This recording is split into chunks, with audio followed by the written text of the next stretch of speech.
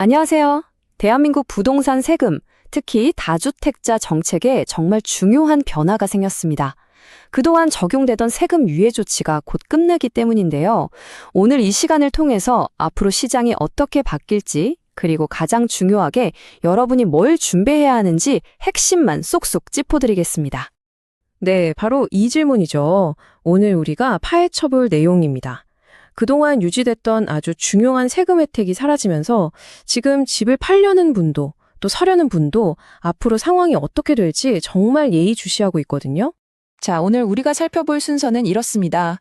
먼저 어떤 세금 유예가 끝나는 건지, 그리고 이것 때문에 시장에 어떤 딜레마가 있었는지부터 알아볼 거고요.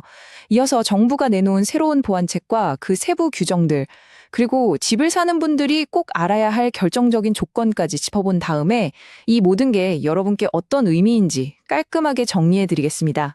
자, 그럼 첫 번째 주제부터 시작해 볼까요? 그동안 한시적으로 적용이 미뤄졌던 세금 중과 조치가 이제 원래 예정대로 다시 시행됩니다. 여기서 이 양도소득세 중과라는 개념을 먼저 알아야 하는데요. 아주 간단합니다.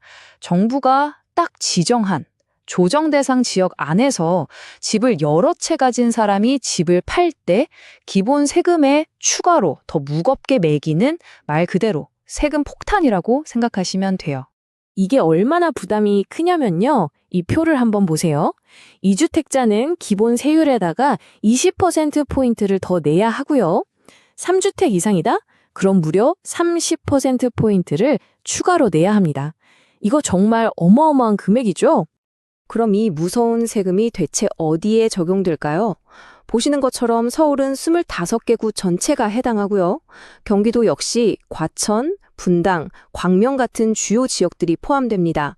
그러니까 이 지역의 집을 여러 채 가지고 계신 분들은 정말 직접적인 영향권에 들어가는 거죠. 자, 이제부터가 진짜 중요한 이야기입니다.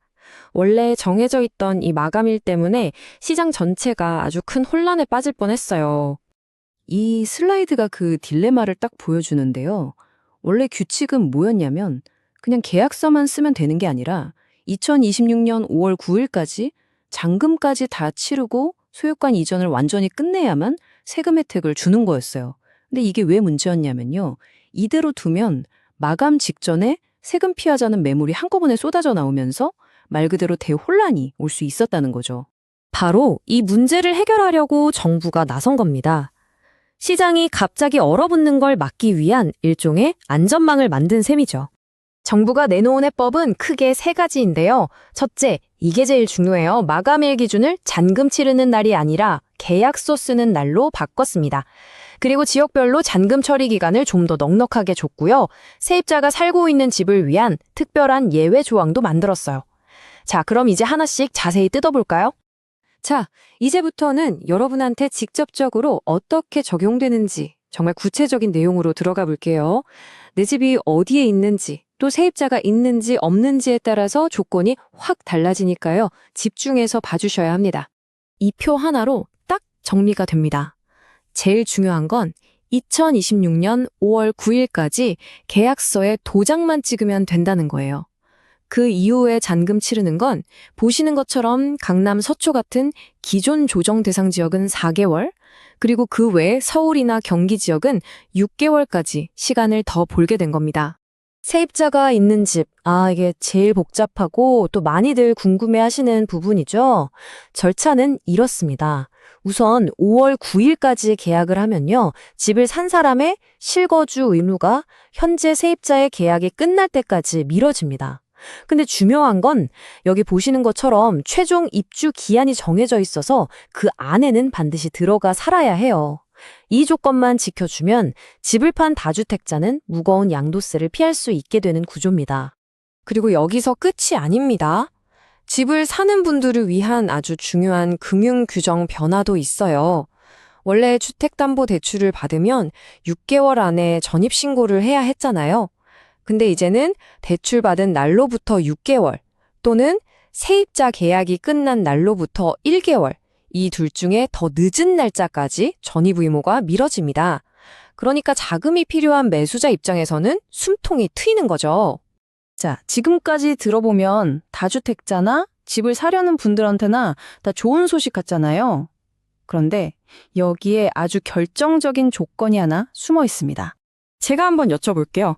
그럼 방금 말씀드린 이런 세입자나 대출 관련 혜택들이 다주택자가 파는 모든 집에 다 적용이 될까요?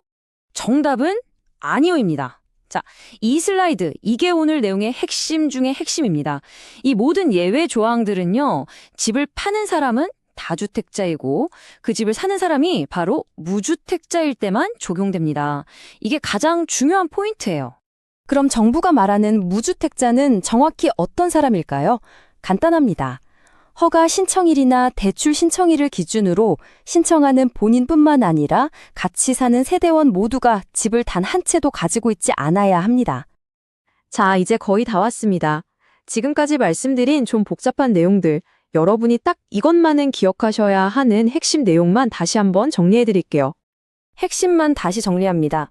첫째, 마감일은 2026년 5월 9일, 잔금이 아니라 계약 기준이라는 거. 둘째, 집 파는 분들은 지역에 따라 4개월에서 6개월의 시간을 벌었습니다. 셋째, 이 제도의 진짜 주인공은 바로 집 없는 무주택자라는 점. 그리고 마지막으로 이건 다주택자를 위한 한시적인 조치라는 걸 꼭 기억하셔야 합니다. 오늘 제가 설명해드린 이 내용은 기획재정부, 국토교통부, 금융위원회 같은 관계부처들이 함께 발표한 공식 자료를 바탕으로 한 거고요. 자, 마지막으로 이 질문을 던지면서 마무리해볼까 합니다. 과연 정부의 이번 대책이 의도한 대로 무주택자의 내 집 마련을 도와서 시장을 안정시키는 신의 한 수가 될까요? 아니면 오히려 마감일이 다가올수록 또 다른 종류의 패닉 바잉을 부르는 도화선이 될까요? 그 결과는 우리 모두가 함께 지켜봐야 할 것 같습니다.